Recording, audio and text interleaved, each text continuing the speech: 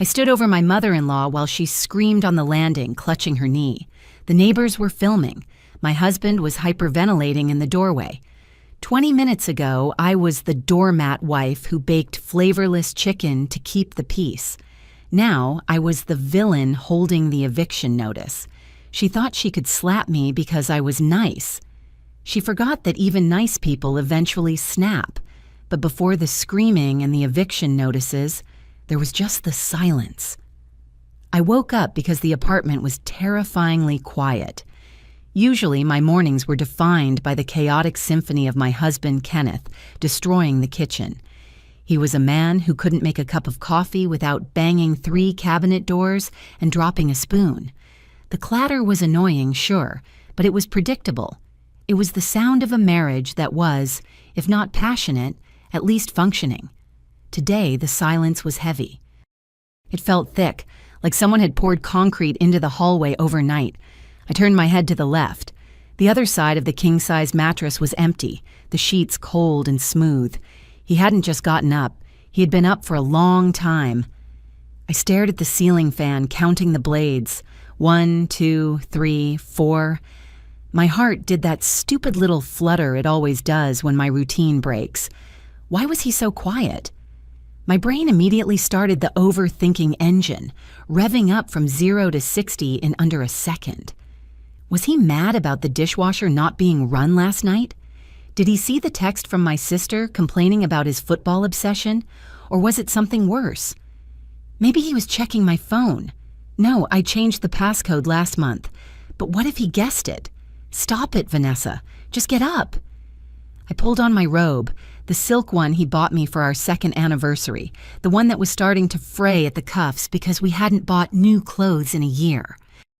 I walked into the hallway, my bare feet sticking slightly to the laminate flooring.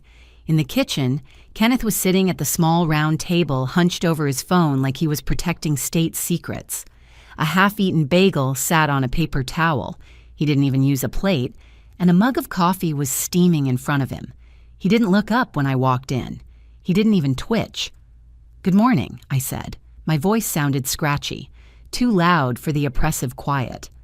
"Mm-hmm," he grunted. He didn't lift his eyes from the screen. His thumb scrolled rhythmically. Swipe, swipe, swipe, 8 years. We had been married for 8 years, and this was the morning greeting. A grunt and a swipe. I walked to the counter and reached for the kettle. I looked at my reflection in the dark window above the sink. I looked tired. The dark circles under my eyes seemed to have their own zip codes. I reached for my favorite mug, the blue ceramic one with the chipped rim that I refused to throw away because it was the only thing in this kitchen that felt exclusively mine. I turned on the tap. The water pressure was low again. I watched the stream falter and sputter, filling the kettle slowly. I thought about the bills. The water bill was due on Friday. The electric was due on Monday.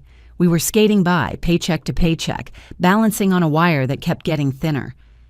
"I need coffee," I whispered to myself, more to fill the air than anything else. Kenneth still didn't move. The back of his neck was tense, his shoulders hunched up toward his ears. I knew that posture. That was his, "I have bad news, but I'm waiting for you to notice so you can be the one to start the fight" posture. I gripped the handle of the kettle until my knuckles turned white. I didn't want to start the fight. I just wanted to drink my tea and go to work and pretend that my life wasn't slowly suffocating me. But the silence was louder than the kettle beginning to whistle. If you're watching this video, tell me where you're from or what time it is for you. "Mama is moving in," Kenneth said. He didn't lead up to it. He didn't cushion the blow. He just dropped the grenade onto the kitchen table while still looking at his phone. I froze. The kettle clicked off, the water boiling, but I couldn't move my hand to pour it. My brain stalled. I replayed the sentence, hoping I had misheard him. Maybe he said, "Mama is visiting," or "Mama is phoning in." But no. The words were clear, sharp, and lethal. "What do you mean?" I asked, turning around slowly. I leaned back against the counter because my knees suddenly felt like they were made of gelatin. "Just like that," he said, finally looking up. His eyes were flat, defensive. "Her roof is leaking. Badly. She's hiring contractors to redo the whole thing. She can't stay there with all the dust and noise. It's a health hazard. For how long? My voice was tight. I could feel the constriction in my throat, that familiar sensation of panic rising like bile. Kenneth shrugged, picking up his bagel and tearing off a piece with his teeth. I don't know. Until it's fixed. A month? Maybe 2. You don't mind, do you? She's my mother. A month. Maybe 2. The room seemed to tilt. 2 months with Octavia. Octavia, the woman who once told me at our wedding rehearsal that white wasn't really my color because it washed out my sallow complexion. Octavia, who came over for Christmas and reorganized my spice rack because my system was illogical. Octavia, who looked at me like I was a stain on her son's otherwise pristine life. Kenneth, I started, trying to keep my voice level. We don't have the room. The spare bedroom is full of boxes. It's barely a room. I'll clear it out tonight, he said, dismissing my concern with a wave of his hand. We'll put the boxes in the garage. She's bringing her own bed linens. It'll be fine. But that's where I was going to set up the office, I said. I bought the desk. It's still in the box in the corner. I need that space for my remote days. He looked at me then, really looked at me, and I saw the irritation flash in his eyes. Vanessa, her roof is caving in. Are you really going to compare your little home office project to my mother's safety? It's temporary. Just work from the kitchen table like you always do. My little home office project. I wanted to scream. I wanted to grab the blue mug and smash it on the floor. I wanted to tell him that my little project was the only way I could focus enough to maybe, possibly, get a promotion and get us out of this financial hole. I wanted to remind him that he promised me that room 3 years ago. But I didn't. I looked at the clock on the microwave. I had 45 minutes to get ready for work. If I started screaming now, I would be late. If I was late, my boss, Mr. Henderson, would write me up again. I couldn't afford to lose this job. I'll swing by and pick her up this evening, Kenneth said, standing up and brushing crumbs off his shirt onto the floor. Make sure dinner is decent. She's had a stressful week. Okay, I said. The word tasted like ash in my mouth. Okay. He nodded, satisfied that he had won a battle I didn't even know we were fighting. He grabbed his keys and headed for the door without kissing me goodbye. I'm off, he called out. The door slammed shut. The silence returned, but now it wasn't empty. It was filled with the looming presence of Octavia. I looked at the crumbs on the floor. I looked at the unmade coffee. I felt a tear prick the corner of my eye, hot and angry. I wiped it away aggressively. No, I whispered. You do not get to cry. You have to survive. I worked late. I didn't mean to, but my subconscious was dragging its feet, terrified of going home. By the time I pulled into the driveway, it was already dark. The porch light was off. Kenneth never remembered to leave it on for me. I walked up the steps, my bag heavy on my shoulder, weighing me down like a physical manifestation of my anxiety. I unlocked the door and stepped inside. The air in the apartment had changed. It smelled different. Usually our home smelled like stale coffee and the vanilla candle I kept in the living room. Now it smelled of heavy, floral perfume, lavender and mothballs. It was Octavia's scent. It was the smell of judgment. Hello? I called out, closing the door behind me. In here. Kenneth's voice came from the hallway. I walked past the kitchen. The table was covered in bags, plastic grocery bags, a massive leather purse that looked like it could hold a small dog, and a coat that cost more than my car. I turned the corner to the spare bedroom. Kenneth was sweating. He was dragging a large cardboard box across the floor. It was the box for my desk. The Scandinavian-style writing desk I had saved up for 3 months to buy. It was still taped shut. Watch out, he grunted, maneuvering it around the doorframe, just moving this to the garage. Hello, Vanessa, a voice purred from inside the room. I looked in. Octavia was standing in the center of the room directing traffic. She was a small woman, but she occupied space like a skyscraper. She was wearing a beige cardigan and pristine slacks. Her gray hair was coiffed into a helmet of perfection. "Hello, Octavia," I said, forcing the corners of my mouth up. It felt like stretching rubber bands. "Welcome." "Thank you, dear," she said, looking around the room with a critical eye. She wrinkled her nose. "It's a bit dusty, but I suppose it will do.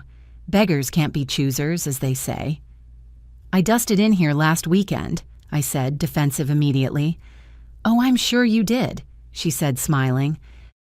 It was that smile, the one that didn't reach her eyes, the one that said, "I know you're lying, but I'm too polite to say it." It just feels a little stagnant, probably because of all this clutter. She pointed a manicured finger at the corner where my bookshelf stood. My books, my binders, my life. "Kenneth, honey," she called out to her son, who was returning from the garage, wiping his forehead. "This shelf really cramps the room. I need space for my vanity. Can we move this out too?" Kenneth looked at the shelf. It was bolted to the wall. "That's a lot of work, Ma. It's bolted in." "Oh, never mind then." Octavia sighed, touching her chest like a martyr. "I'll just squeeze in. I don't want to be a burden. I'll just keep my things in my suitcases. Living out of a suitcase at my age, well, it's fine. It's fine." Kenneth looked at her, then looked at me. His eyes were pleading. "Don't make me the bad guy," his eyes said. "We can move the books," Kenneth said quickly. "Vanessa can box them up. We can put the shelf in the garage, too." "What?" I snapped. "No, Kenneth, those are my work files. I need them accessible." "Vanessa," Kenneth said, his voice dropping to that warning tone. "It's temporary. Just put the important stuff in the living room. Ma needs space to breathe." "Oh, no, no," Octavia interjected, waving a hand. "If Vanessa needs her files, I understand. I'll just be cramped. It's okay. I'm used to sacrificing comfort." She did it so effortlessly. She made me the villain without saying a single mean word. If I said no, I was a monster making an old woman live in a cramped room.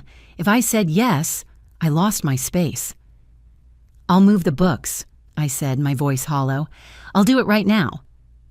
"That's sweet of you, dear," Octavia beamed. "You're so accommodating. Kenneth, help her with the heavy boxes. I'm going to freshen up. The drive over was simply exhausting." She breezed past me, leaving a trail of lavender scent in her wake. I stood there, looking at my husband.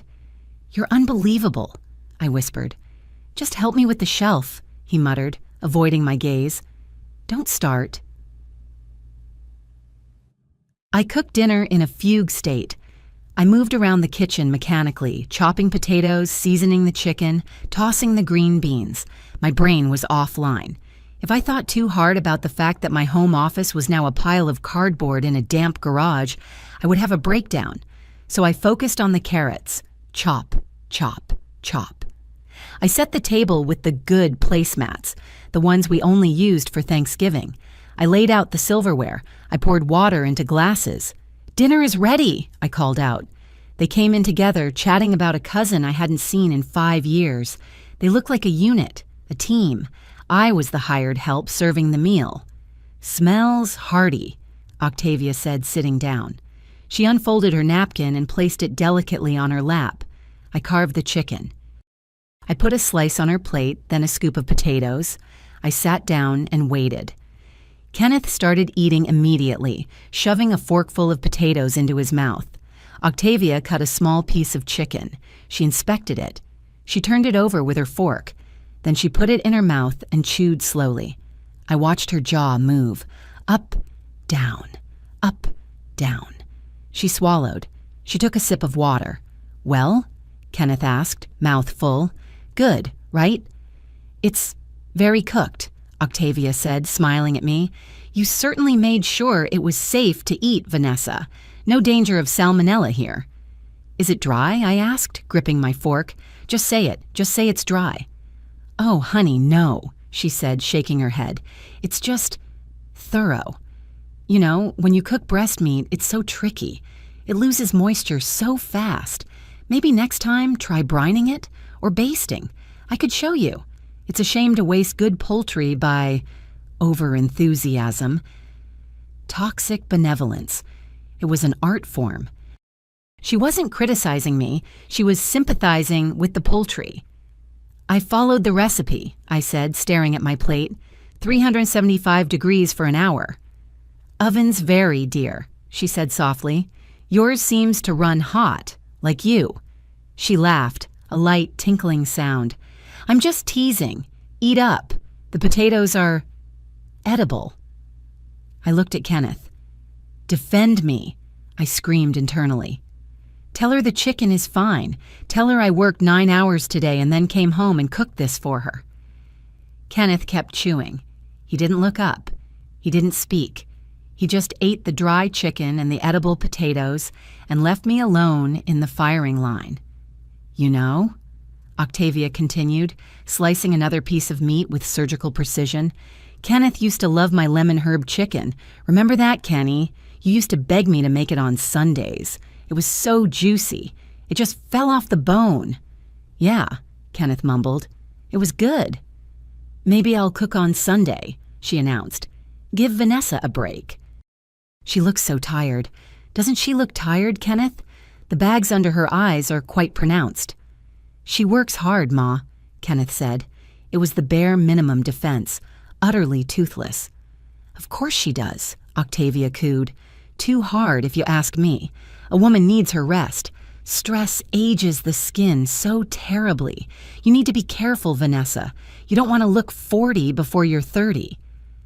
I took a bite of the chicken. It was like chewing cardboard. I forced myself to swallow it.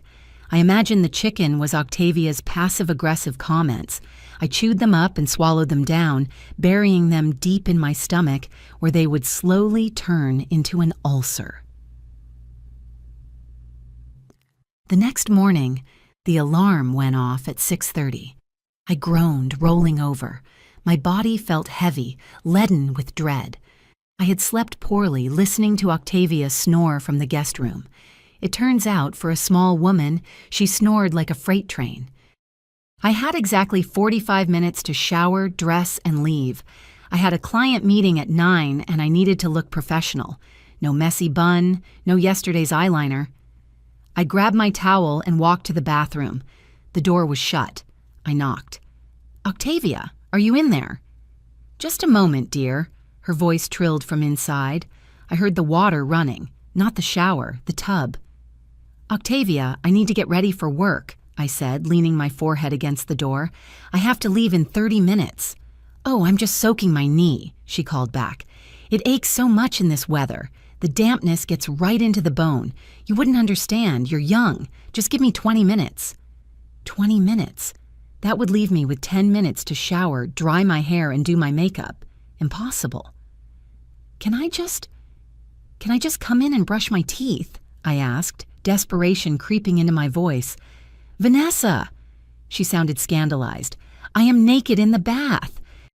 Have some modesty. I squeezed my eyes shut. Okay, please hurry. I went back to the bedroom. Kenneth was still asleep, sprawled out like a starfish. I paced the room. I checked my email on my phone. I picked at a loose thread on the duvet. 10 minutes passed. 15. I went back to the bathroom door. Octavia, it's been 15 minutes. Relax, Vanessa, she said, her voice muffled by the water. Stress is the silent killer. You're so high-strung. I'm just letting the salts work. Rushing is bad for the complexion. I looked at my watch. 6:55. If I didn't leave by 7:15, I would hit the school bus traffic on the highway. I really need to get in there, I said, louder this time. In a minute, she snapped. The mask of benevolence slipped for a fraction of a second. I went to the kitchen sink. I felt ridiculous. I washed my face with dish soap because my face wash was in the bathroom.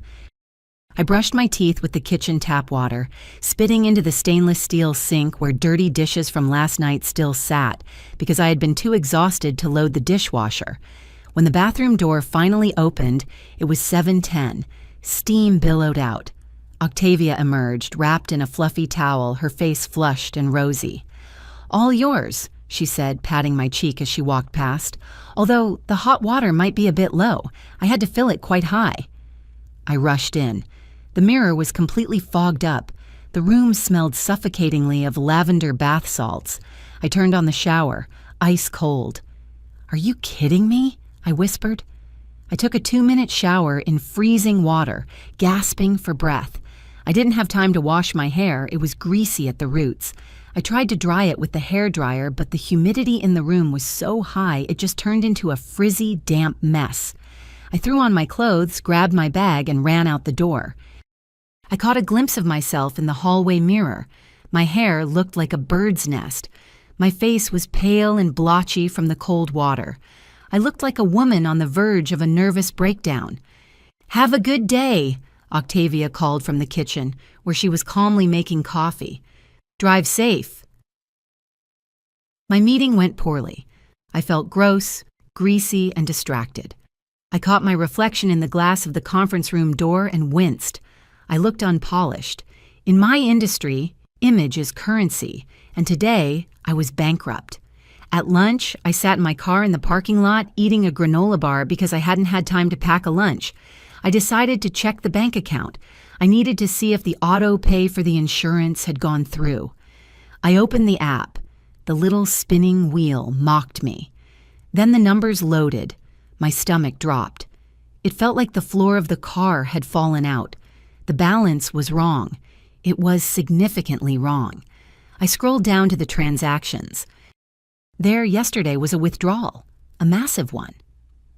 ATM withdrawal, $500. $500.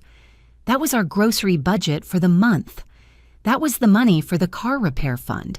My transmission had been making a weird grinding noise for weeks, and I was terrified it was going to die. I dialed Kenneth immediately. "Hey," he answered on the third ring. "What's up?" "Did you take $500 out of the joint account?" I asked. I didn't say hello. I couldn't breathe. There was a pause, a hesitation. "Yeah, I meant to tell you." $500, Kenneth? For what? "For Ma," he said, his voice defensive. "She needed to pay the movers. They demanded cash up front." "The movers?" I practically shouted. "She brought 3 suitcases, Kenneth. We moved them in your sedan. What movers?" "For the boxes she put in storage," he said quickly. "She has furniture, Vanessa. She couldn't bring it all here. She had to rent a storage unit and pay guys to move the heavy stuff like her antique dresser. She didn't have cash on her." "So she took our money?" I gripped the steering wheel. "Kenneth, that was the car fund. If my transmission blows, we are screwed. You know this." "She'll pay us back," he said. "Once her pension check clears next week, relax. Why are you always so obsessed with money?" "Because we don't have any," I yelled. "Because we are drowning, and you just handed $500 to a woman who wears cashmere while I'm eating a granola bar in a parking lot." "Lower your voice," he hissed. "You're being hysterical. It's a loan to family. If your mom needed money, I'd give it to her." "My mom would never ask," I said, my voice trembling, "and she certainly wouldn't expect us to cripple ourselves for her antique dresser." "I have to go," Kenneth said cold. "My boss is walking by. We'll talk about this later. Stop overreacting." Click, he hung up on me. He hung. I sat there staring at the phone. $500 gone. And I knew, with a sinking cold certainty in my gut, that we would never see that money again. Octavia didn't pay people back. Octavia accepted tributes. I looked at the dashboard of my car. The check engine light flickered. It was faint, almost imperceptible, but it was there. A warning. The invasion had barely begun, and already I was losing territory, losing money, and losing my mind. I walked into the apartment that evening feeling like a soldier returning to a trench. My shoulders were tight knots of tension, my head throbbed from the dehydration of the day, and my stomach was growling because I had skipped lunch to make up for the lost time. The first thing I noticed was the smell. It wasn't the lavender perfume this time. It was vinegar, sharp, acidic, eye-watering vinegar. I dropped my keys in the bowl by the door, or I tried to. The bowl wasn't there. My hand hit empty air, and my keys clattered onto the laminate floor. I stared at the empty side table. My ceramic bowl, the one I made in a pottery class 3 years ago, was gone. In its place was a lace doily and a crystal candy dish filled with mints that looked like they expired in 1995. "Hello," I called out, bending down to pick up my keys. "In the kitchen, dear." Octavia's voice rang out. It was too cheerful, suspiciously cheerful.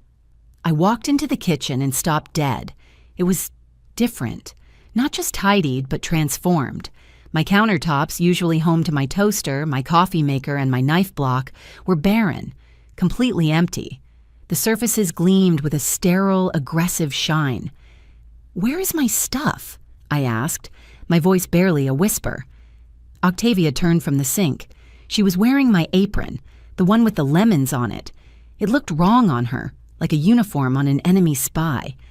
"I did a little reorganizing," she beamed, wiping her hands on a towel. "You had so much clutter, Vanessa. Visual noise. It creates anxiety. I put everything away to create a calm flow. Feng shui, you know." "You put the toaster away?" I asked. "I use it every morning." "Bread is terrible for your waistline, dear," she said, patting her own flat stomach. "But if you must have it, the toaster is in the cabinet above the fridge." The cabinet above the fridge. The one I needed a step stool to reach. I walked over to the spice rack, or where the spice rack used to be. It was gone. "Where are my spices?" "Oh, those." She waved a hand dismissively. I threw out the old ones. "Did you know spices lose their potency after 6 months? You were cooking with dust. I bought you some fresh ones and put them in matching jars in the pantry, alphabetized." I opened the pantry door. There they were. Little glass jars with handwritten labels in cursive. Basil, cumin, oregano. I didn't feel grateful. I felt violated. I felt a cold, hard lump form in my chest. This wasn't about freshness. This was about dominance. She had erased my handwriting, my brand choices, my chaotic but functional system, and replaced it with her own. "You threw away my saffron?" I asked, my voice trembling. "That jar cost me $30. "It was expired, Vanessa," she said, her tone hardening just a fraction. "I'm helping you. A good housewife keeps a fresh inventory. Kenneth deserves fresh food." "I am a good housewife," I snapped. The words came out before I could stop them. Octavia's smile didn't waver, but her eyes went cold. "Of course you are, honey. You just need a little guidance. That's why I'm here." I wanted to scream.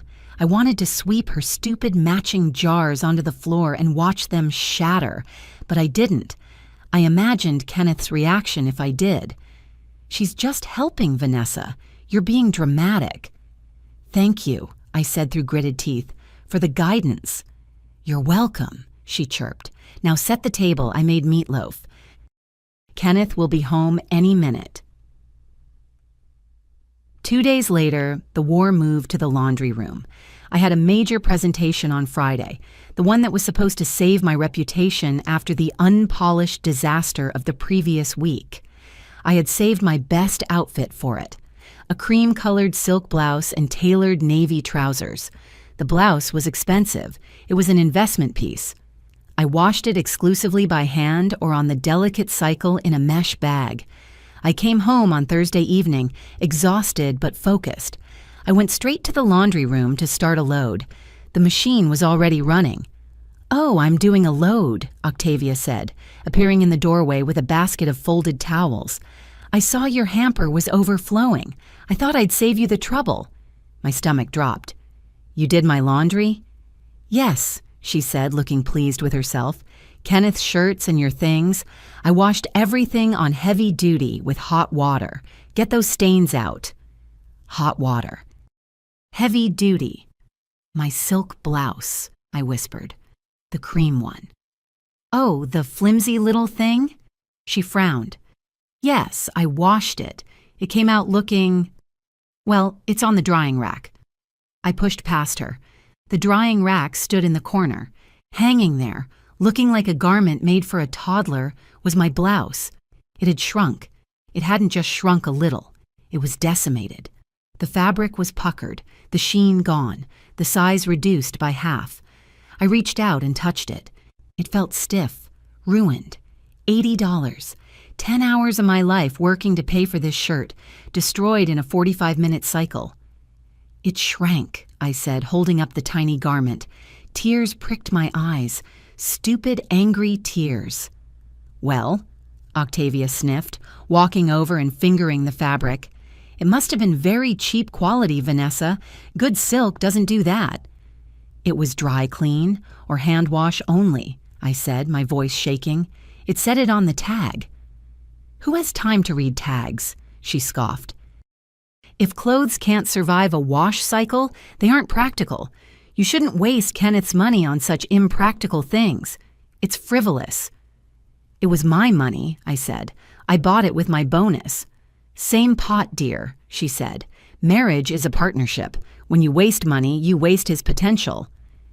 Kenneth walked in then, loosening his tie. What's going on? Why is everyone standing in the laundry room? Your mother ruined my blouse, I said, turning to him, holding up the shrunken evidence. The one I need for tomorrow. Kenneth looked at the shirt, then at his mother. Octavia made a face like a kicked puppy. I was just trying to help, she wobbled. Her hamper was full. I wanted her to have clean clothes. I didn't know it was sensitive. It's okay, Ma, Kenneth said immediately, instinctively soothing her. He turned to me, his face annoyed. Vanessa, it's just a shirt. Accidents happen. She was doing a nice thing. It's not just a shirt, Kenneth. It's my job. I have nothing to wear tomorrow. Wear something else, he shrugged. You have a closet full of clothes. Stop making her feel bad. Look, she's upset. I looked at Octavia. She was dabbing at dry eyes with a tissue she pulled from her sleeve. It was a performance, a masterclass. I'm sorry, I lied. The words tasted like bile. I'm just stressed. We know, dear, Octavia sniffled. Maybe you should take a vitamin. You seem very fragile lately. Friday morning, the day of the presentation. I woke up at 5. I ironed an old button-down shirt that was slightly too tight across the chest, but it was the only professional thing I had left. I drank lukewarm instant coffee because the coffee maker was still hidden in a cabinet I couldn't reach without dragging a chair over, and I didn't want to make noise. I walked out to the car at 7. I turned the key. Click. Whir. Clunk. Nothing. I tried again. Click. Whir. Clunk. Panic, cold and sharp, spiked in my chest. No, I whispered. No, no, no, not today. I slammed my hands against the steering wheel. The check engine light, which had been flickering for a week, was now solid and mocking. The transmission, or the starter, or the battery. It didn't matter what it was. What mattered was that I was stranded. I ran back inside. Kenneth was in the kitchen, eating toast. Octavia was applying lipstick in the hallway mirror. Kenneth, I gasped. My car won't start. I think it's the transmission. You have to drive me to work. I have the presentation at 9. Kenneth looked at his watch. I can't. I'm heading to the site in 20 minutes. Please, I begged. It's on your way. I can't be late. This is huge. He hesitated. I saw the calculation in his eyes. He was about to say yes. Oh, Kenneth, Octavia chimed in, capping her lipstick. Don't forget, you promised to drop me at Dr. Evans' office at 8:30. I froze. Doctor? What doctor? My podiatrist, Octavia said calmly. My corn is acting up. It's very painful. A corn? I stared at her. You need a ride for a corn? Octavia, I have a career-defining meeting. Can't you reschedule or take an Uber? Uber? She looked horrified. In a stranger's car with my knee? Absolutely not. And Dr. Evans is very hard to book. I've been waiting 3 weeks. Kenneth, I turned to him pleading. Please, drop me off first, then take her. It's the opposite direction, Vanessa, Kenneth said, looking at his phone. If I take you downtown, I'll never get back to the suburbs in time for her appointment. Traffic is hell. So you're choosing her corn over my job? My voice rose. I couldn't help it. Don't be disrespectful, Kenneth snapped. It's a medical appointment. She's in pain." "I am." Octavia nodded, wincing theatrically as she took a step. "It throbs."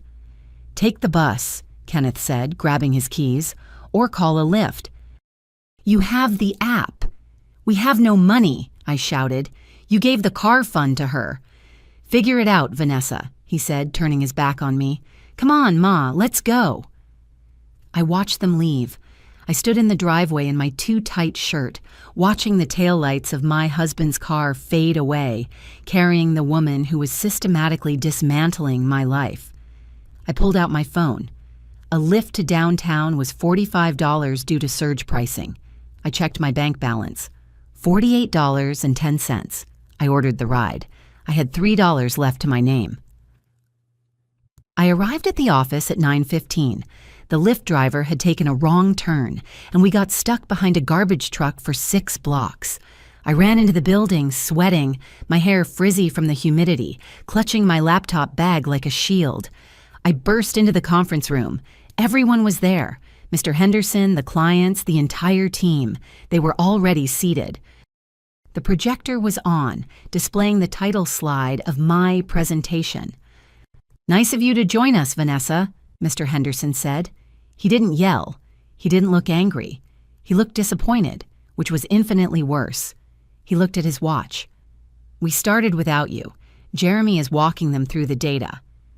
Jeremy, the intern, the 22-year-old who wore sneakers to work. "I'm so sorry," I breathed, trying to catch my breath. Car trouble. Unavoidable. "There's always something lately, isn't there?" Mr. Henderson said quietly. "Sit down. Don't disrupt the flow." I sat. I spent the next hour watching Jeremy butcher my data. He mixed up the Q3 projections with the Q4 actuals. He mispronounced the client's name twice, but he was there. He was present. After the clients left, looking underwhelmed, Mr. Henderson called me into his office. "Close the door," he said. I closed it. I felt like a school child in the principal's office. "Vanessa, what is going on?" he asked, leaning back in his chair. "You used to be my most reliable account manager, sharp, on time, immaculate. Lately, you're frazzled, you're late, your work is sloppy." "I'm going through a difficult time at home," I said, trying to keep my voice steady. "My mother-in-law moved in. It's been chaotic." "We all have personal lives," he said cold, "but we leave them at the door. The clients noticed you weren't here. They noticed you looked disheveled." He glanced at my tight shirt. I felt my face burn. "This is your official warning, Vanessa. One more slip-up, one more late arrival, one more mistake, and we'll have to discuss your future here. Do you understand?" "Yes," I whispered. "I understand." "Good. Fix it, or I'll find someone who will." I walked out of his office feeling hollow. My career, the one thing I had built entirely on my own, the one thing that gave me independence, was hanging by a thread, and Octavia was holding the scissors. I took the bus home. It took 2 hours. It was raining by the time I walked from the bus stop to the apartment. My loafers were soaked through. My feet were freezing. All I wanted, all I craved in the entire world was to take off these wet shoes and put on my fuzzy gray slippers. They were old. They were ugly. The felt was worn down at the heels, but they were warm. They were mine. I unlocked the door. The apartment was quiet. Octavia was napping. I could hear the faint buzz of the TV in her room. I kicked off my wet loafers in the entryway. I looked at the shoe rack. My slippers weren't there. I checked under the bench. Nothing. I checked the closet. Nothing. My heart started to race. Not the slippers. Please, not the slippers. I walked into the living room. Octavia emerged from her room looking refreshed. She was wearing a new pair of orthopedic sandals. "Octavia," I said, my voice dangerously calm. "Have you seen my house shoes? The gray ones?" She sat down in the armchair and picked up her knitting. "Oh, those dreadful things. Yes, I saw them. Where are they?" "I threw them away," she said casually, looping the yarn over her needle. The world stopped. You what? I threw them away, she repeated, looking up with innocent eyes. Vanessa, honestly, they were shameful, worn out, tattered. Imagine if a guest came over and saw you shuffling around in those rags. What would they think of Kenneth? That he can't provide for his wife? They were in my closet, I said. Guests don't look in my closet. You went into my closet? I was tidying, she said. I did you a favor. Go buy new ones. Something with a little arch support. And maybe pink. Gray is so depressing. Where are they? I asked. In the trash bin. She pointed to the kitchen. I took it out this morning, but the truck hasn't come yet. I turned and ran. I ran to the kitchen, opened the back door, and went out to the large green municipal bin in the alley. It was raining harder now. I threw open the lid. The smell hit me. Rotting food, wet cardboard, stale coffee. I peered inside. There, at the bottom, sitting on top of a leaking bag of garbage, were my slippers. They were covered in something orange. Pumpkin soup? Spaghetti sauce? I reached in. I didn't care. I leaned over the rim of the bin, stretching my arm down, my shirt getting soaked by the rain. I grabbed one slipper. It was sticky. I grabbed the other. I stood there in the alley, holding my ruined, sauce-covered slippers to my chest, and I started to cry. Not polite crying. Ugly, heaving sobs that shook my whole body. I stood there for 5 minutes, just letting the rain wash over me, holding on to the last scrap of my comfort that she had turned into garbage. I didn't clean the slippers. They were gone. I left them in the trash. I came inside, washed my hands with scalding water until they were red, and went straight to the bedroom. Kenneth was lying on the bed, scrolling on his phone. He looked up when I entered, dripping wet. "Whoa," he said. "You look like a drowned rat. Where were you?" I didn't answer. I walked over to the side of the bed and stood over him. "She threw away my slippers," I said. My voice was flat, dead. "What?" He frowned, not looking up from an Instagram video of a dog on a skateboard. "Your mother. She went into our closet, took my slippers, and threw them in the trash because she thought they were ugly. I just dug them out of the garbage bin in the alley." Kenneth sighed, a long, exaggerated exhale that signaled I was boring him. "Vanessa, come on, they were old. They had holes in them. She probably thought she was doing you a favor." "She wasn't doing me a favor," I screamed. "She's erasing me, Kenneth. She moved my kitchen. She shrank my clothes. She stole our money. She made me late for work, and I got a formal warning today. And now she's throwing away my personal belongings." "Lower your voice," he hissed, glancing at the door. "She'll hear you." "Good. Let her hear me. I want her to hear me." "Stop it," he said, sitting up and swinging his legs over the edge of the bed. He looked annoyed, not concerned. "You're obsessed with her. It's weird. She's an old lady with a bad knee. She's trying to be helpful in her own way. You're just projecting your work stress onto her." "Projecting?" I laughed, a manic, broken sound. "Kenneth, look at me. I have $3 in my bank account. My car is dead. My boss wants to fire me. And I can't even wear my own shoes in my own house. I need you to do something. I need you to talk to her." "I'm not getting involved in your cat fight," he said, standing up and walking toward the door. "You're 2 adult women. Figure it out yourselves. I worked 10 hours today. I'm tired. I don't need this drama." "If you walk out that door," I said, "you are choosing her." He stopped. He didn't turn around. "I'm choosing peace, Vanessa," he said. "Maybe you should try it." He walked out. He went to the living room. A moment later, I heard the TV turn on. I heard Octavia ask him something, and I heard him laugh, a genuine, relaxed laugh. I stood in the dark bedroom, shivering in my wet clothes. The realization hit me colder than the rain. He wasn't trapped in the middle. He wasn't a neutral party. He was on her side. I was alone. And if I was going to survive this, I had to stop waiting for him to save me. I had to save myself. The next evening, I walked into a crime scene. At least that's what my kitchen looked like. Every surface was covered in a fine, glistening film of grease. There was flour on the floor. There were eggshells in the sink. And standing in the middle of it all, like a general amidst the rubble of a conquered city, was Octavia. "You're late," she said, not looking up from the stove where a cast-iron skillet was spitting hot oil. "I took the bus," I said, my voice dull. I was too tired to explain the 3 transfers and the man who had coughed on my neck for 40 minutes. I dropped my bag on the one clean spot on the floor. "What happened here?" "I'm teaching you," she announced, flipping a piece of breaded meat with a pair of metal tongs that scratched against the pan. Scritch, scratch. The sound set my teeth on edge. Since Kenneth is clearly starving for a home-cooked meal, I decided to make my famous fried pork chops. Watch and learn, Vanessa. I looked at the sink. It was piled high with every pot and pan I owned. She had used the big soup pot.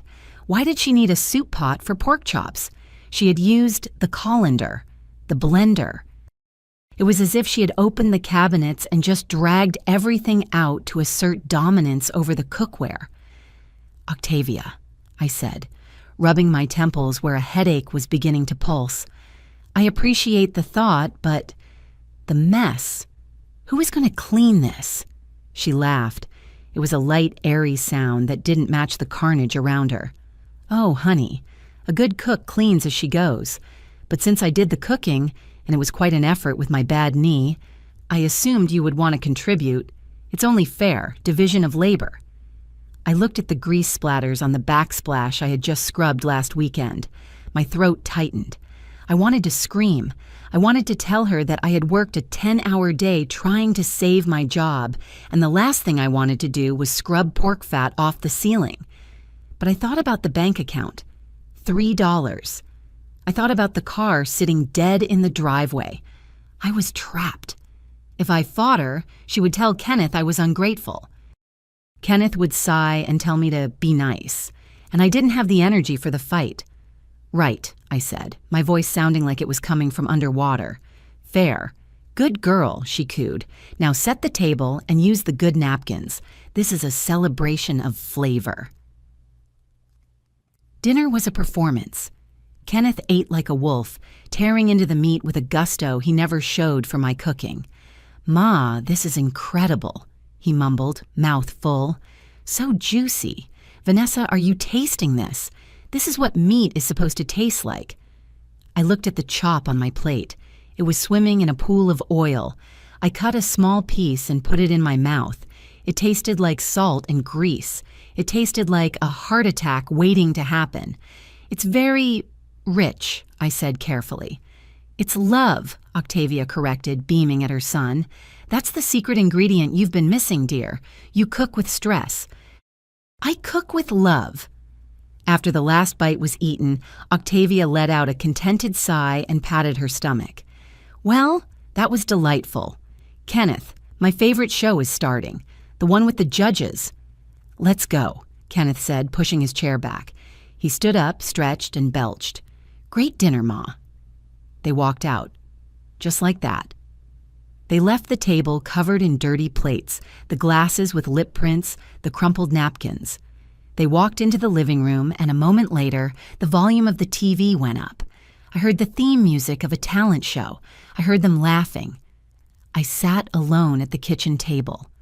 I looked at the mountain of dishes. The grease in the skillet had started to congeal into white, waxy lumps. It looked disgusting. I stood up and carried the plates to the sink. My hands shook. I turned on the hot water. I squirted soap onto the sponge. I started to scrub. Scrub, rinse, scrub, rinse. My internal monologue was screaming. I am 30 years old. I have a college degree. I am an account manager, and I am a servant in my own house. I imagined walking into the living room and flipping the coffee table. I imagined throwing the greasy skillet onto the beige carpet. The anger was a physical thing, a hot coal in my chest. But then the fear washed it out. Where would I go? I had no money, no car, no family in this state. I was completely, utterly dependent on the man who was currently laughing at a juggler on TV while I scraped pork fat off a plate.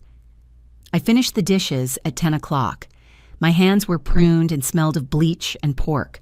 I turned off the kitchen light and walked past the living room. They didn't even turn their heads. I woke up the next morning feeling like my head was in a vice. It wasn't just a headache. It was a migraine, the kind that comes with visual auras.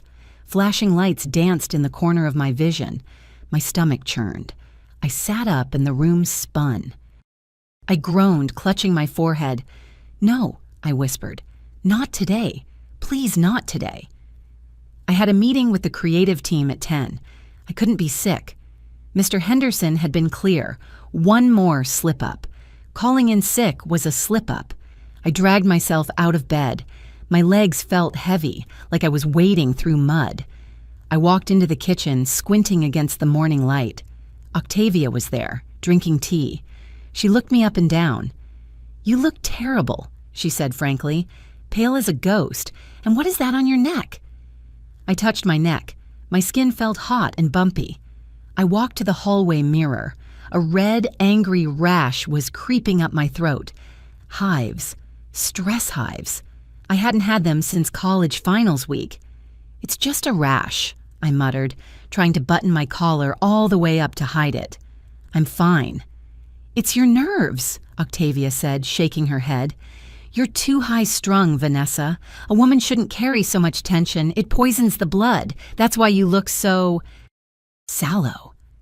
"I have a migraine," I said, rummaging through the medicine cabinet for ibuprofen. The bottle was empty. I stared at it. I could have sworn there were 4 pills left. "Oh, I took the last ones yesterday," Octavia said casually. "My knee was throbbing. You should really keep better stock of essentials." I gripped the empty bottle. I wanted to crush it. "You took all of them?" "There were only a few," she shrugged. "Don't look at me like that. Pain is pain." "I have to go to work," I said, my voice tight. "I have to catch the bus." "In that condition?" She smirked. "You'll scare the clients. But go ahead, martyrdom suits you." I grabbed my bag and left. I walked to the bus stop with my head pounding in rhythm with my footsteps. Thump, thump, thump. Every step was agony, but I had to go.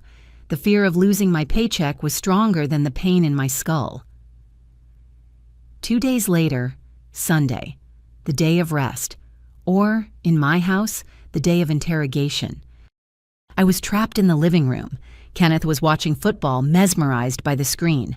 I was sitting in the corner chair, trying to read a book on my phone because Octavia had tidied my physical books into the garage. Octavia sat on the sofa next to Kenneth, knitting something that looked like a shapeless beige shroud. "Vanessa," she said suddenly, not looking up from her needles. "I was talking to my friend Beatrice today. Her daughter just had her 3rd, a boy, 8 pounds. "That's nice," I said, not looking up. "It is nice," she emphasized. "It's natural. You know, you and Kenneth have been married 8 years. In my day, a woman who went 8 years without producing, well, people talked." I froze. I lowered the phone. "We're not ready yet, Octavia. We've discussed this." "Not ready?" She scoffed. "You're 29. Your eggs are drying up, dear. It's a biological fact. You can't argue with nature." Kenneth didn't move. He didn't take his eyes off the game. "We want to be financially stable first," I said. It was a weak defense, and I knew it. "Stable?" She gestured around the room. "You have a home. You have a husband. What you lack is focus. Maybe if you had a child, you wouldn't be so obsessed with that little job of yours. A baby grounds a woman, gives her purpose." "My job is not little," I said, my voice rising. "It pays the mortgage. It pays for your food." "Kenneth pays the mortgage," she snapped. "Don't emasculate him." "Actually," I said, turning to Kenneth, "I pay the mortgage. Kenneth pays the utilities and the car notes. Kenneth, tell her." Kenneth sighed. He finally looked away from the TV. "Ma, drop it. We're not having kids right now." "I just want a grandbaby," Octavia wailed, dropping her knitting. Is that a crime? I want to hold a baby before I die. But Vanessa is so cold. Maybe it's for the best. A woman with your temperament, you might not have the maternal instinct. You're too fragile. You can't even handle a load of laundry without crying. The blow landed, hard. Too fragile. I am not fragile, I whispered. You have hives on your neck because of a little work stress, she pointed out, her eyes gleaming. Imagine a crying infant. You'd break, honey, you'd shatter. I looked at Kenneth. Defend me, tell her I'm strong. Babe, Kenneth said, turning back to the TV, can you get me a beer? The game is back on. I stood up. My legs felt numb. I walked to the kitchen. I didn't get him a beer. I stood in front of the fridge and leaned my forehead against the cold metal door. She was winning. She was rewriting reality, and Kenneth was buying the paperback edition. Tuesday evening. I was trying to be useful. I was trying to claw back some territory. I set up the ironing board in the living room. Kenneth had a stack of shirts for the week, and he had complained that they were wrinkled. I thought, I can do this. I can be the good wife. I plugged in the iron. The steam hissed. It was a comforting sound. I laid out his blue Oxford shirt. I sprayed the starch. Spritz, spritz. I started to iron the collar. No, no, no! I jumped. Octavia appeared out of nowhere, moving faster than a woman with a bad knee should be able to move. She snatched the iron from my hand. What are you doing? I gasped, pulling my hand back to avoid the hot plate. You're pressing the crease wrong, she admonished. Look at this, you're flattening the collar points. He'll look like a hobo. It's just a shirt, I said. I've been ironing his shirts for 8 years. And for 8 years he's looked unkempt. She spat. Move aside, let a professional do it. She started ironing. Her movements were aggressive, violent jabs of the iron against the fabric. Hiss, thump, hiss, thump. You see, she lectured, inside out first, then the cuffs. You have no system, Vanessa. That's your problem in life. No system. You just flail about. I stood there watching her iron my husband's shirt. It wasn't just a chore. It was a symbol. She was caring for him. She was feeding him. She was clothing him. She was the wife. I was just the roommate who didn't pay enough rent. Kenneth walked in. He saw his mother ironing. Thanks, Ma, he said, picking up a finished shirt. Wow, crisp. Vanessa never gets the cuffs this flat. He smiled at her. A genuine, grateful smile. I felt a crack in my chest. It was the sound of my heart breaking, but quietly. So quietly no one else heard it. I'm going to bed, I said. Good night, Kenneth said, not looking at me.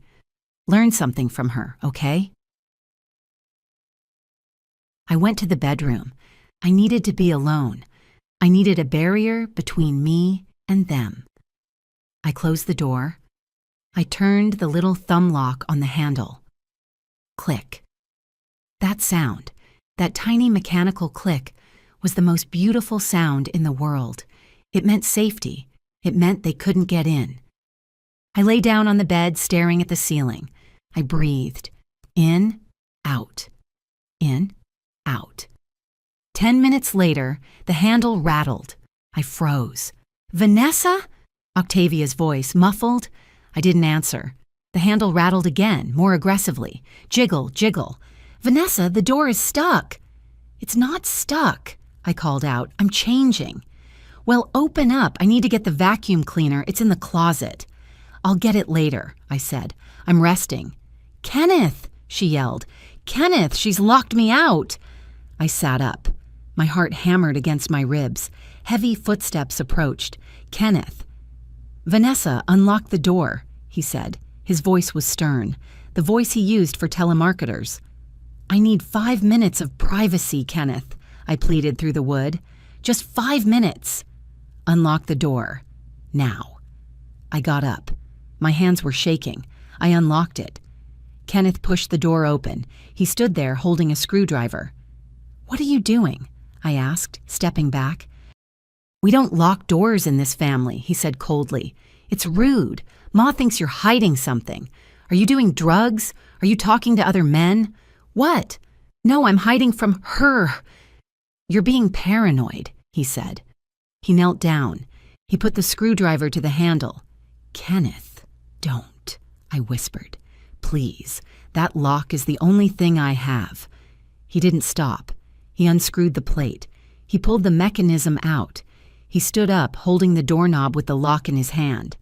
There, he said. Now Ma won't feel unwelcome. He walked out, carrying my privacy with him. I stood in the bedroom, staring at the hole in the door. I could see through it to the hallway. I could see Octavia standing there, smiling. Much better, she said. Now we can be a real family. No secrets. I looked at the hole. It looked like a wound that would never heal. And in that moment, looking at the empty space where the lock used to be, I realized something terrifying. They weren't going to stop until I was completely destroyed. I walked over to the dresser. I looked at myself in the mirror. I looked old. I looked tired. I looked defeated. No, I whispered to my reflection. No. I opened my jewelry box. I dug to the bottom. I found a crumpled $20 bill I had hidden there for emergencies 3 years ago and forgotten about. $20. It wasn't enough to fix the car. It wasn't enough to move out. But it was enough for a voice recorder app subscription, or a locksmith, or something. I didn't know what yet. But the crying was over. The shaking was over. I looked through the hole in the door at Octavia's retreating back. You want no secrets? I thought. Fine. I'll show you exactly who you are. I stared at the hole in the door. It was a jagged circle of splintered wood where the lock used to be. A physical manifestation of my marriage, broken, exposed, and stripped of all boundaries. I walked to the dresser and looked in the mirror. I didn't recognize the woman staring back. Her skin was gray, sallow, just like Octavia said. Her eyes were rimmed with red. Her hair, usually a glossy chestnut, hung in limp, greasy strands because I was afraid to use the shower and get yelled at for wasting water. I touched my cheek. I felt like a ghost haunting my own life. Who are you? I asked the reflection. You used to run marathons. You used to negotiate contracts worth $50,000. You used to laugh. Now, I was a woman who hid $20 bills in a jewelry box and trembled when she heard footsteps. I looked at the lipstick on the dresser, a tube of Power Red. I hadn't worn it in weeks. Octavia said red was aggressive and unbecoming of a wife. I uncapped it. I dragged the color across my lips. It looked violent against my pale skin, like a war paint or a wound. I am not disappearing, I whispered. My voice sounded foreign, rusty from disuse. I am still here. But being here wasn't enough. I had to do something. The hives on my neck were itching like fire. My body was rejecting this situation even if my mind was too paralyzed to fight. I looked through the hole in the door again. Kenneth was in the kitchen, laughing at something Octavia said. The sound curdled in my stomach. He wasn't a hostage. He was a collaborator. Wednesday morning, the make-or-break Zoom call with Mr. Henderson and the Vice President of Marketing. This was my last chance to prove I wasn't a liability. I set up my laptop at the kitchen table. The garage was freezing, and the Wi-Fi didn't reach out there anyway. I had begged Kenneth to take his mother out for coffee. He said he would try, but at 9:55 they were still sitting on the sofa watching a talk show. I have a meeting, I announced, my voice trembling slightly. It is extremely important. Please. I need quiet for 30 minutes. Of course, dear, Octavia said, muting the TV. We'll be as quiet as mice, won't we, Kenny? Yeah, sure, Kenneth muttered, scrolling on his phone. I put on my headset. I logged in. The vice president, a woman with eyes like lasers, appeared on the screen. Good morning, Vanessa, Mr. Henderson said. Let's review the Q4 recovery plan. I started talking. I felt good. I was in my element. I was explaining the new client acquisition strategy. Then, at minute 7, a roar erupted. I froze. The noise was deafening. It sounded like a jet engine taking off inside the apartment. I turned around. Octavia was standing 5 feet away, pushing the vacuum cleaner aggressively across the laminate floor. "I'm sorry," I stammered to the camera. "1 second." I muted myself. "Octavia," I yelled. "I'm in a meeting." She didn't hear me. She kept pushing the vacuum, banging it against the legs of my chair. Bang, vroom, bang. I waved my arms. She looked up, smiled sweetly, and pointed to the floor. "Crumbs," she mouthed. "So messy." I unmuted. "I apologize," I said, my face burning. "My cleaning service is here." "Vanessa," the vice president said, her voice cutting through the vacuum noise. "This is unprofessional. We can't hear you." "I'll handle it," I said. I ripped off the headset. I stood up. I walked over and yanked the cord out of the wall. The silence was sudden and shocking. "What are you doing?" Octavia gasped, clutching her chest. "You could have broken the machine." "I told you I had a meeting," I screamed. "You did that on purpose." "On purpose?" She looked offended. "I saw dirt. I was helping. A clean house is a reflection of the soul, Vanessa. Maybe if you cleaned more, your boss wouldn't be so unhappy with you." I turned back to the laptop. The screen was black. "Hello?" I asked. A text message popped up on my phone from Mr. Henderson. "We've ended the call. We need to discuss your employment status tomorrow. Take the rest of the day off." My hands went numb. I dropped the phone on the table. It slid across the surface and hit the fruit bowl. "Oh dear," Octavia said, winding the cord. "Did they hang up? People have no patience these days." I stood there for a long moment staring at the black screen of my laptop. My career, my independence, my money, all of it, evaporating because this woman decided to vacuum at 10 a.m. I turned slowly. Kenneth had come into the kitchen, drawn by the yelling. "What's the yelling?" he asked, looking annoyed. "I'm trying to relax." "She cost me my job," I said. The words were cold, heavy stones. "Mr. Henderson just suspended me, probably fired me." "Oh, stop it!" Kenneth rolled his eyes. "You're not fired. You're just dramatic. Ma was just cleaning." "She vacuumed during the VP meeting, Kenneth." "After I asked for silence." "I didn't know it was that meeting," Octavia sniffed. "And honestly, if your job is so fragile that a little vacuuming destroys it, maybe it's not the right job for you.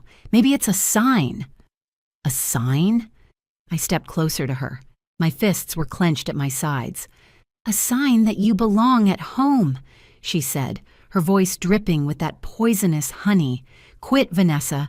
Focus on your husband. Focus on giving me a grandchild. Stop playing at being a career woman. You're clearly not cut out for it." "I am not playing," I shouted. "I pay for this apartment. I pay for your food. I pay for the water you soak your knee in."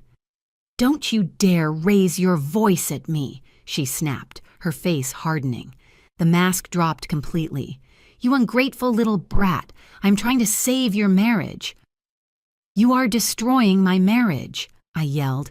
"You are a parasite, Octavia. A manipulative, cruel parasite." It happened in slow motion. Her hand came up. I saw the palm. I saw the flash of her gold ring. Crack. My head snapped to the side. The sting was immediate, sharp, and burning across my left cheek. My ear rang. I stumbled back, gripping the counter. Silence filled the kitchen. Absolute, terrifying silence. I touched my cheek. It was hot. "You hit me," I whispered. I looked at Kenneth. He was standing right there. He had seen it. "Kenneth," I said, my voice breaking, "she hit me." Kenneth looked at his mother. Octavia was breathing hard, clutching her hand to her chest, like she was the victim. "She was hysterical, Kenny," Octavia sobbed. "She called me a parasite. I just wanted to calm her down. It was a reflex." Kenneth looked at me. I waited for the anger. I waited for him to yell at her, to throw her out, to protect me. He rubbed his face with his hands. "You shouldn't have called her a parasite, Vanessa," he muttered. My jaw dropped. "What?" "She's my mother," he said, looking at the floor. "You provoked her.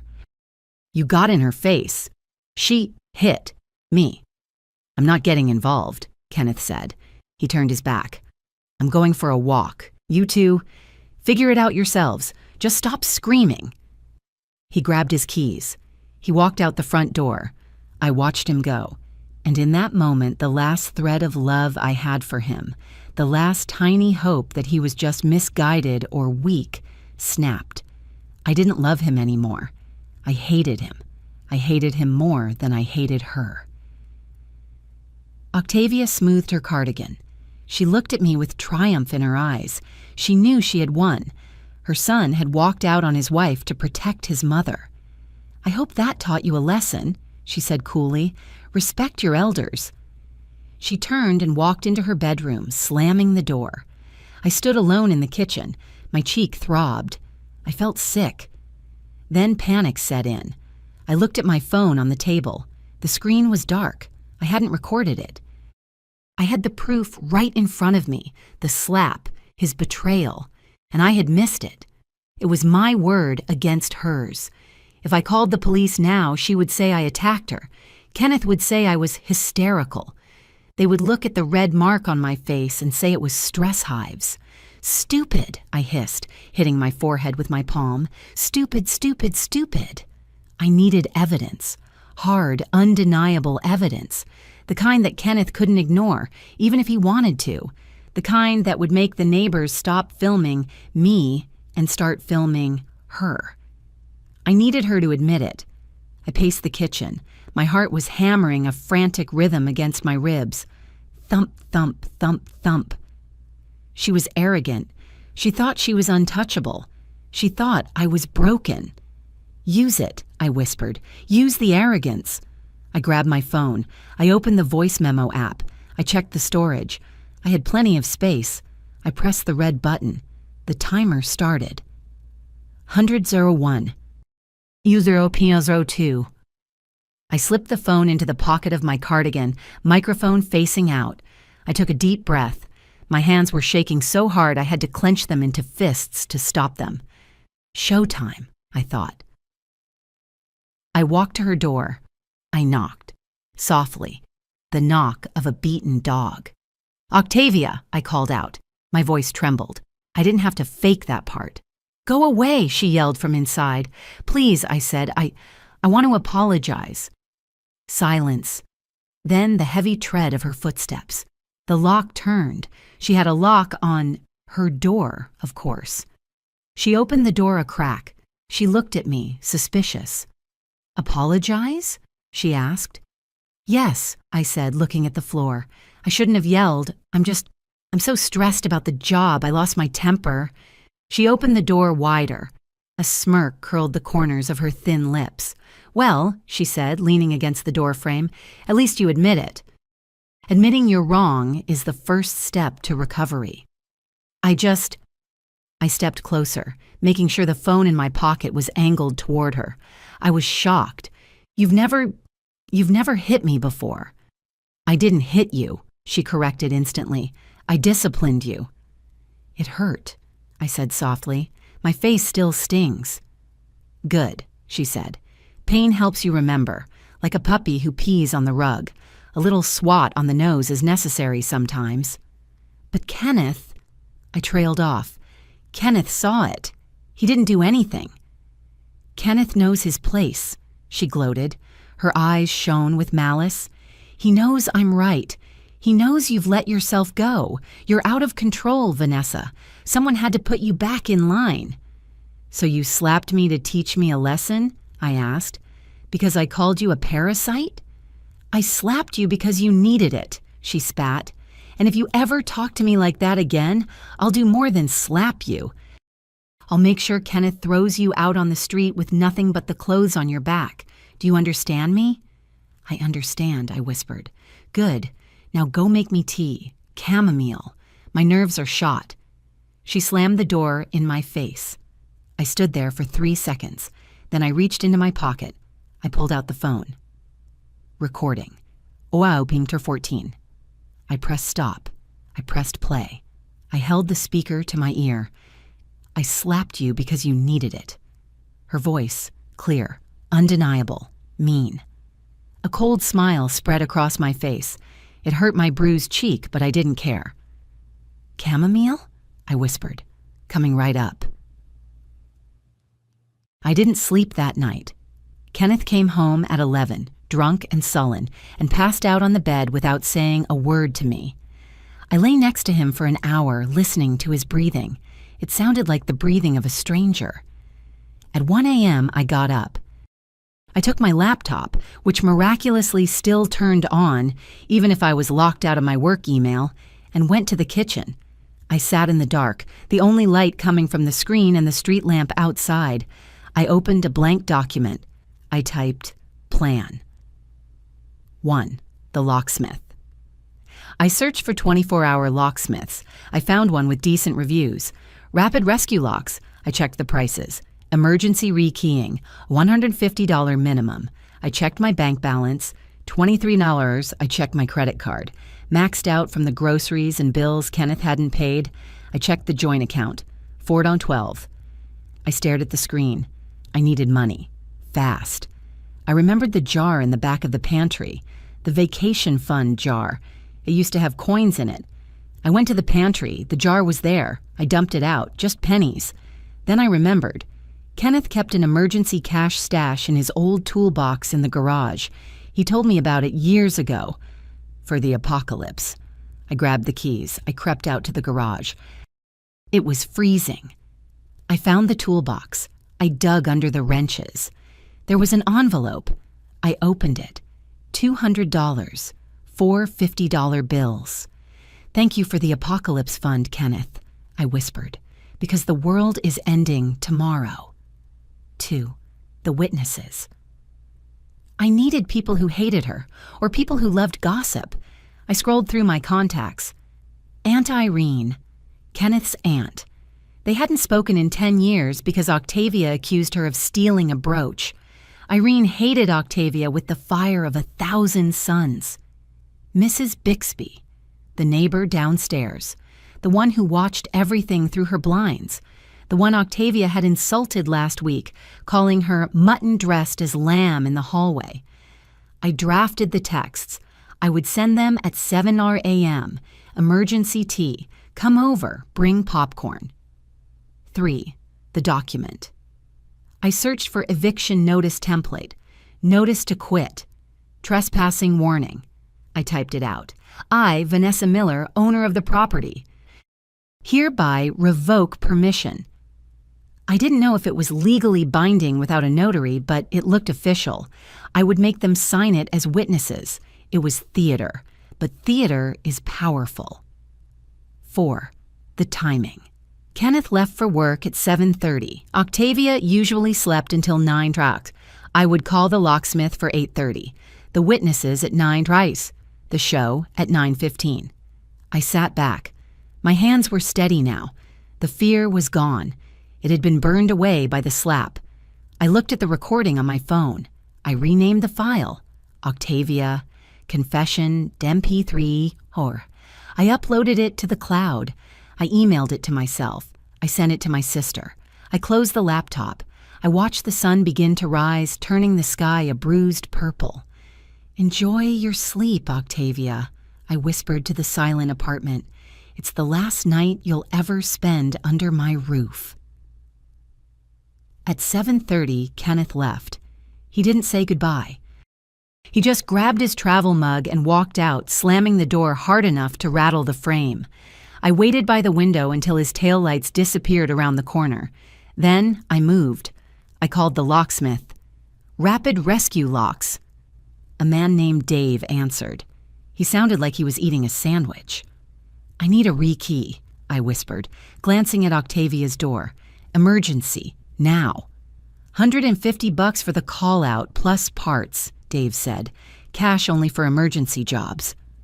I have cash, I said. Be here in 20 minutes, please. I hung up. My hands were sweating. $150. That left me with $73 to my name. If the car needed a tow, I was dead. If I needed food, I was dead. But I couldn't think about that. I was buying my freedom, and freedom is expensive. Dave arrived in 18 minutes. He was a big guy with a beard and a tool belt that jingled. I met him at the door, finger to my lips. Quietly, I hissed. "The baby is sleeping." It was a lie, but it worked. Dave nodded. He went to work on the front door. The drill made a low, whining sound. Zzz. I stood in the hallway staring at Octavia's closed door. She was a heavy sleeper, thank God.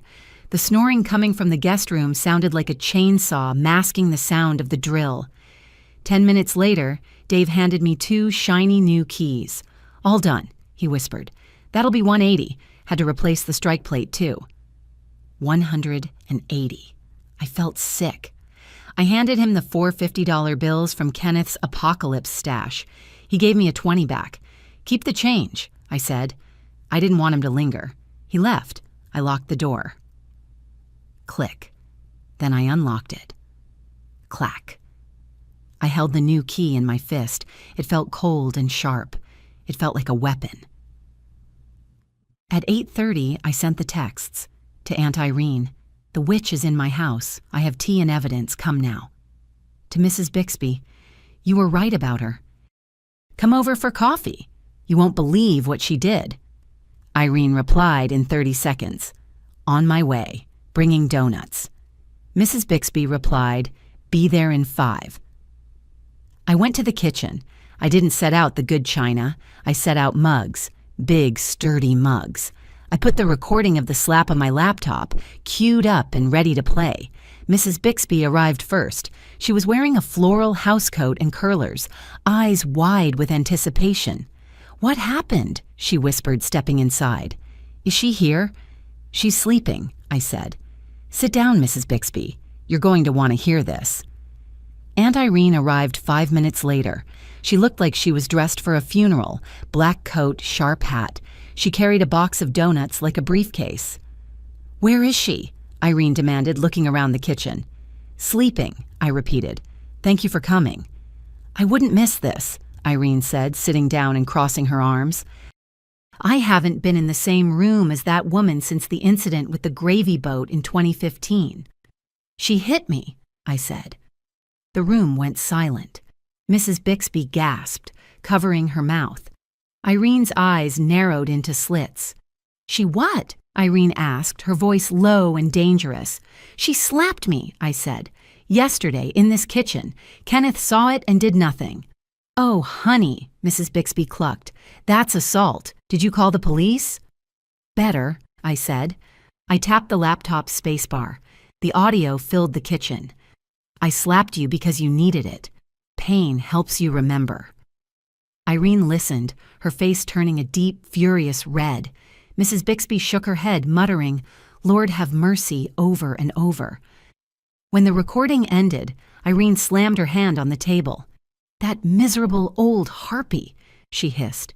"She always was a bully. But this is criminal." "I'm evicting her," I said calmly. "Today, right now. And I need you to witness it so she can't lie to Kenneth later." "I'll witness it," Irene said. "I'll live stream it if you want." "Just watch," I said, "and don't let her intimidate you." At 9:15, the guest bedroom door opened. Octavia emerged. She was wearing her silk robe and looking refreshed. She walked into the kitchen, yawning. "Vanessa, is the coffee ready? I have a—" She stopped. She saw the 3 of us sitting at the table like a tribunal. She saw Irene. Her face went pale, then blotchy red. "Irene," she choked out. "What are you doing here?" "Drinking coffee," Irene said, taking a slow sip. "And eating a donut. Want one? Oh, wait, I forgot. You're watching your figure." "Get out," Octavia snapped. "This is my son's house." "Actually," I said, standing up, "it's my house. My name is on the deed, Octavia. Yours isn't." Octavia turned her glare on me. What is this, Vanessa? An ambush? It's an intervention, Mrs. Bixby piped up. For your soul, dear. Slapping your daughter-in-law? Tsk, tsk. Octavia froze. Her eyes darted between us. Who told you that? You did, I said. I pressed the spacebar again. I slapped you because you needed it. Octavia flinched as her own voice echoed in the kitchen. She looked trapped. For the first time since she arrived, she looked small. You recorded me, she whispered. That's illegal. It's a one-party consent state, I lied. I had no idea if it was, and I didn't care. And even if it isn't, Kenneth is going to hear it. The neighbors are going to hear it. The church group is going to hear it. You wouldn't, she breathed. I would, I said. I really, really would. You are a vicious little snake, she spat, stepping forward. After everything I did for you, I cleaned your filth. I cooked for your husband. You destroyed my home, I said, and now you're leaving it. I walked to the hallway. I had already dragged her 3 suitcases out of the garage while she slept. They were lined up by the front door. Your bags are packed, I said. I didn't fold anything, so things might be wrinkled, since I have no system. I'm not going anywhere, she shrieked. I live here. Kenneth wants me here. Kenneth isn't here, I said, and neither are you. Here is the notice to quit. I handed her the paper I had typed up. She ripped it in half and threw the pieces at my face. I am not leaving, she screamed. She lunged for the kitchen counter, grabbing her purse. I'm calling Kenneth. He'll throw you out. Call him, I said, but do it from the sidewalk. Irene stood up. She was taller than Octavia. She walked over and picked up one of the suitcases. Let's go, Octavia, Irene said. Don't make a scene. You've embarrassed the family enough. Don't touch my things. Octavia swiped at Irene's hand. I'm calling the police. Mrs. Bixby announced, holding up her phone. I'm dialing 911 right now. Domestic disturbance. Octavia looked at the phone. She looked at Irene's grim face. She looked at me. You'll regret this, she hissed at me. Kenneth will never forgive you. I'll take my chances, I said. Get out. She grabbed her purse. She marched to the door. She opened it and stepped out onto the landing. This isn't over, she yelled, turning back. I'll be back. No, you won't, I said. I changed the locks. I slammed the door in her face. Bam. Then I locked the deadbolt with the new key. Click. Silence. Then a scream. Ah, my knee, help, murder! A loud crash echoed from the stairwell. Thump, thump, thump. I froze. Irene looked at me. Did she just... She's faking, I said. She has to be. I opened the door. Octavia was lying on the landing between the second and first floor. She was sprawled out in a dramatic pose, clutching her leg. She pushed me, Octavia screamed at the ceiling. My daughter-in-law pushed me down the stairs. Doors opened on the floor below. Neighbors peered out. I did not, I yelled from the top of the stairs. I am standing right here. She pushed me, Octavia wailed. I'm broken. Call an ambulance. Irene stepped out onto the landing next to me. Oh, stop it, Octavia, she boomed. We watched you trip over your own ego. You haven't even rolled down a full flight. You just sat down hard. I'm injured, Octavia sobbed. I'm suing. I pulled out my phone. I started recording video. Octavia, I said loud and clear, I am 10 feet away from you. Irene and Mrs. Bixby are witnesses. You threw yourself down the stairs. Octavia looked up. She saw the phone. She stopped screaming instantly. You... Put that away, she snarled, dropping the act. Get up, Irene said. You look ridiculous. Octavia scrambled to her feet. She wasn't injured. Her knee wasn't even scraped. She dusted off her silk robe, looking furious. I hate you, she said to me. I hate you all. The feeling is mutual, I said. Goodbye, Octavia. She grabbed her suitcase handle and dragged it down the rest of the stairs, the wheels bumping loudly on every step. Clunk, clunk, clunk. I watched her go until she exited the building. I went back inside and leaned against the door. My legs finally gave out. I slid down to the floor. "Well," Irene said, picking up another donut, "that was invigorating."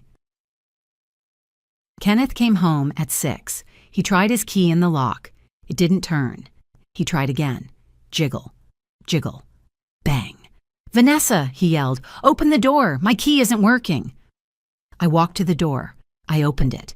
He stormed in, face red. "What is going on? Why is the lock changed? Where is Ma?"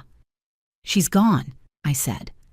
I walked into the kitchen, and the lock is changed because she has a key to the old one.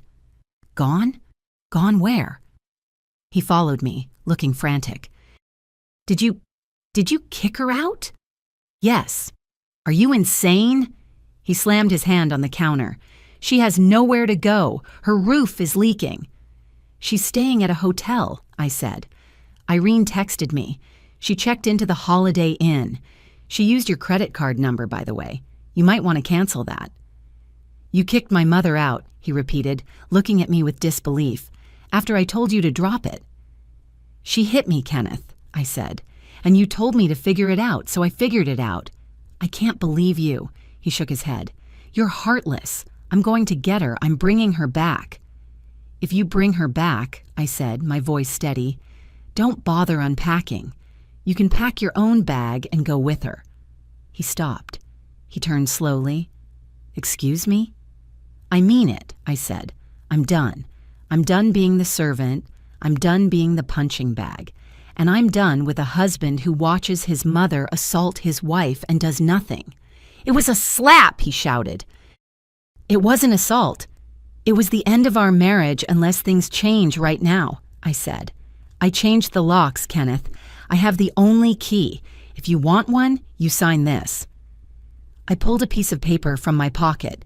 It was a handwritten contract I had drafted with Irene. Terms of re-entry. 1. Octavia is not allowed in this apartment, ever. 2. We go to marriage counseling starting next week. 3. You repay the $500 plus the $200 I took from the toolbox. 4. The bedroom door gets a new lock immediately. He looked at the paper. He looked at me. "You're holding me hostage," he said.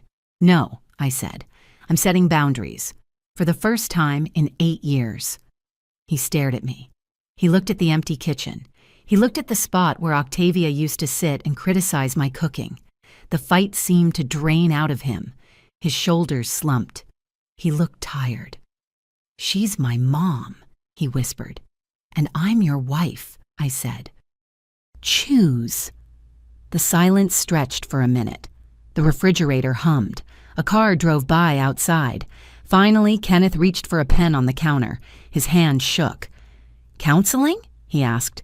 "Non-negotiable," I said. He sighed, a long, defeated sound. He signed the paper. "I'm sorry," he said, not looking at me. I didn't know how to stop her." "I know," I said. "That's why I had to do it for you." I handed him the new key.